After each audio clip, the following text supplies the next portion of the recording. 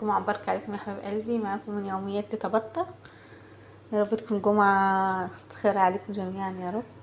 معاكم هنعمل غدانا النهاردة. هنعمل معاكم رز بسمتي وفراخ مشوية على الفحم. هنعمل معاكم رز دلوقتي واحنا سينا معانا بصلة مقطعة صغير وطماطم وجزر مبشور ونص قرن فلفل حر.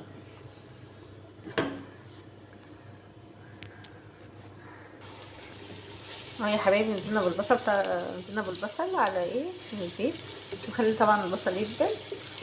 وبعد كده هننزل بالطماطم والجزر.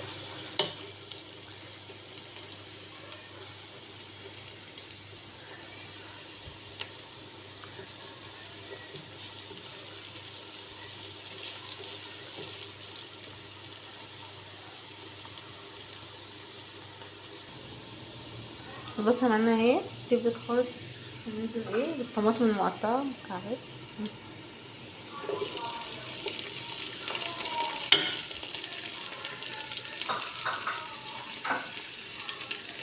وهننزل بقى بالفلفل برضك مقطع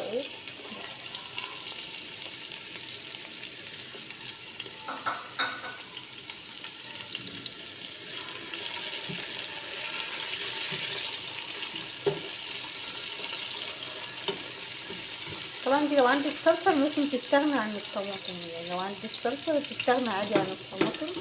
حطي عليها الصلصة الكبيرة.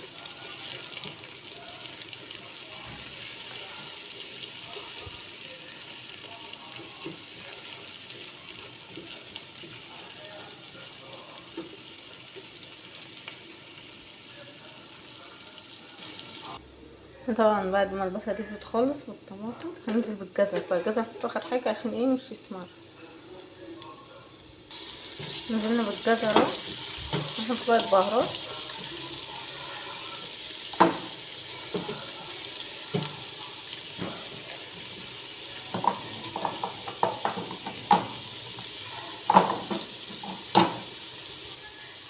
معانا معلقة من شوية بهارات. معانا معلقة جوز الأسمر.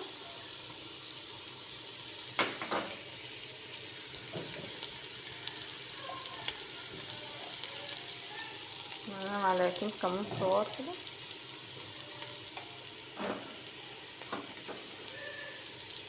ننزل بهارات الذرة بس حبهان. ننزل بمعلقتين كبار بهارات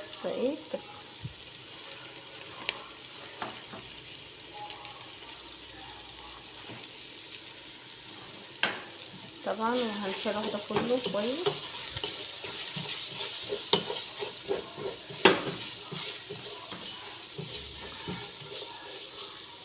هننزل بقى بالرز.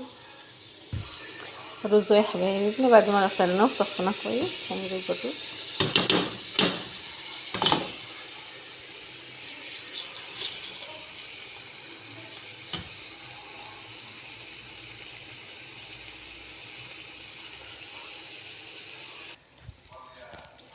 الرز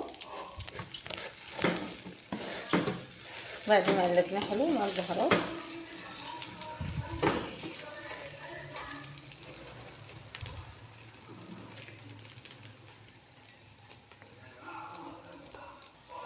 ننزل بقى بالمية المغلية. ننزل المية كده.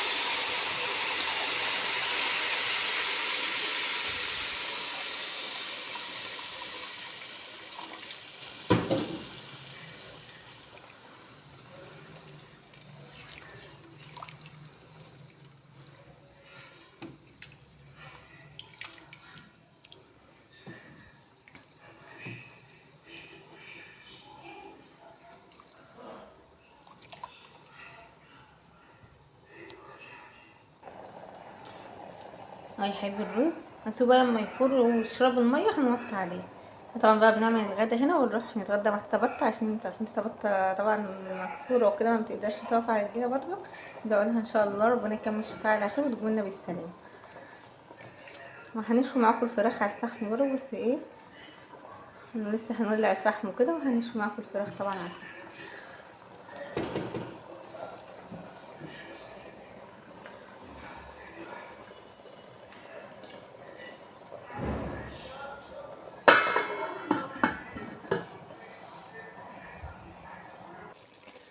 بصوا يا حبايبي، هو كده قرب يتشرب خلاص اهوت. لسه طبعا عليه ميه، بس يبقى ريحته تجنن. هو شكله ايه؟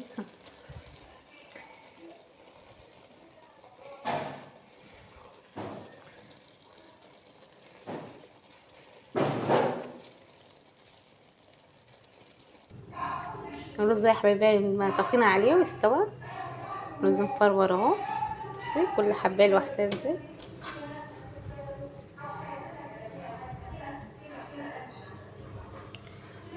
هنروح بقى نشوي الفراخ بقى وايه، ونرجع لكم واحنا بنشوي الفراخ.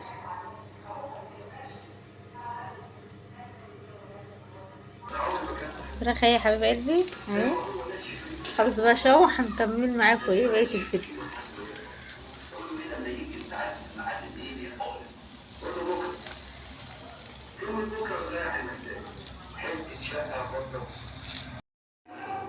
اه يا حبايبي بعد ما خلصنا الشوي ده غدينا طبعا معاكم.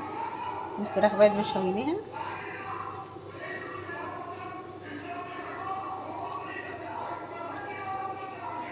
عملنا معاكم سلطه والطحينه.